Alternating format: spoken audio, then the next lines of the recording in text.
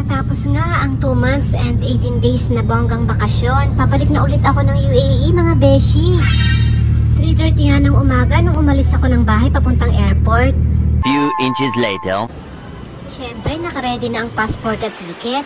Maganda pala pagpabook sa umaga, hindi ganun kahaba ang pila. First time ko nga pala sa Emirates Airline. Matagal ko na nga gustong matry ito, sa wakas natupad rin. Pagkatapos nga ng check-in, dito na rin inaabot yung refund na dating 500 na 550 na ngayon. Nakalimutan ko ang fill-upan sa bahay ang e-travel pass, kaya naman na-delay ako sa pila. Kaya mga beshi, sa bahay pa lang gawin nyo na, medyo matagal-tagal din kasing fill-upan. Nagdag pa yung mahina ang wifi sa airport, kaya matatagalan ka talaga. At dahil dyan, ginutom ako mga beshi. Dami nga ng restong nadaanan ko, ito ang napili ko. Ayan, nabinyagan tuloy agad ang na-refund ko. Ay, may sobra pala. Masarap at sosyal ang kape nila dito mga beshi. Perfect yan. Naparice nga tuloy ako kahit nasa isip ko na naka-no rice diet ako.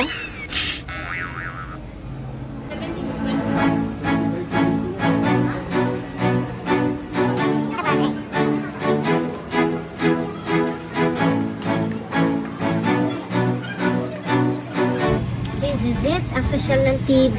At syempre, naka-window seat yan.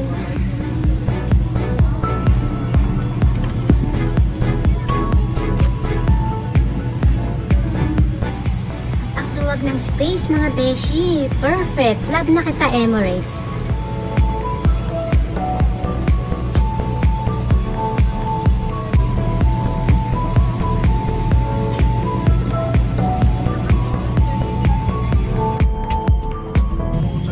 Makikita ko nga pala ang kumot sa eroplano, may naaalala ko. Ang kumot ay hindi souvenir.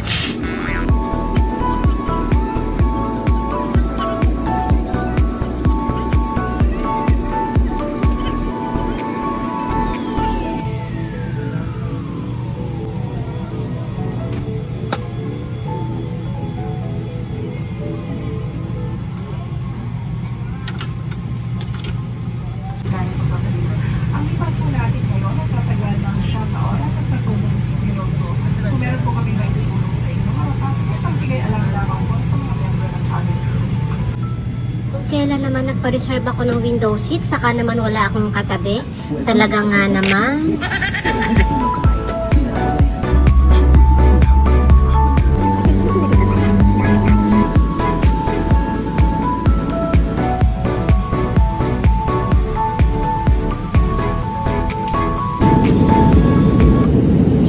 Lalabanan ng fear of heights ko, kaya gusto ko laging nakaupo sa window seat. Pero pag inadakan ng nervyos, sabay nood ng TV. Ganun din ba kayo mga beshi?